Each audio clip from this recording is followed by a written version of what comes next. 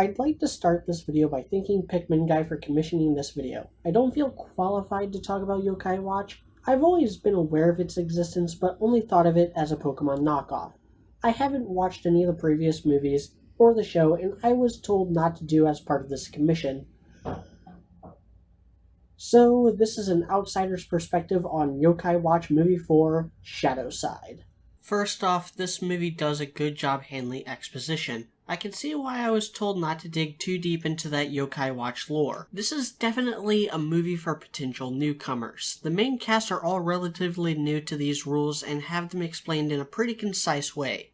The only time this falters is with the Enma subplot, which was undoubtedly the weakest link in the plot. It's a precarious tightrope one must walk to adapt any property. You have to acknowledge that some people will already be familiar with the source material, and you never know who might watch it as their first exposure to the property. This is something that is completely lost in a day and age where any piece of information is just a Google search away. This movie also did something I wish more things would do. There's a string of chosen one plot points, but each one of them is satisfying because there's actually a tangible rule for being chosen. Tomo is chosen by the villains because of his loneliness, and then it subverts that with his face turn in a mostly satisfying way. Yeah, he's lonely and had darkness in his heart, but deep down he was good, which leads to him ultimately being rejected by the villains, joining the heroes and saving the day. Then you have Natsume, who is chosen by both the Watch because of her self-destructive desire to help people, and the dragon spirit she helped as a kid, who returned her kindness by giving her the key to summon him.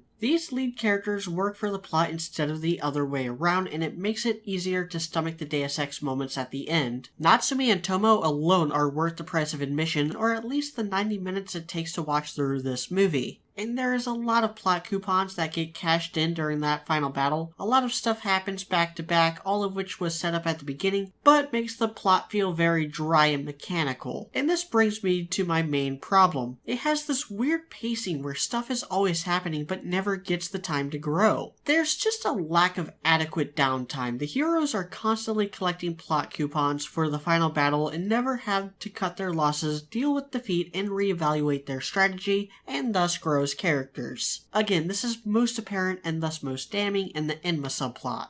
The movie also looked good for the most part. Animation was vibrant and highly detailed, and a lot of the scenes were full of atmosphere. Then in the final battle they threw in a bunch of 3D animated characters and it just didn't gel well. The action was not one of the movie's strong suits. I did enjoy this movie a lot more than I thought I would. I can see the comparisons to Pokemon and Digimon, but the existential problems and implications of the yokai make it much more mature than any of those other shows. It also hints at a more comprehensive look into those implications, but doesn't really get into it in the confines of this movie.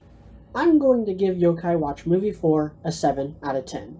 Thank you again, Pikmin Guy, for making me watch this movie. And if you want to make me watch something in particular and do a video on it, donate $10 or more to my Patreon. Link is in the description. I'm Mediocrity4. Thanks for watching.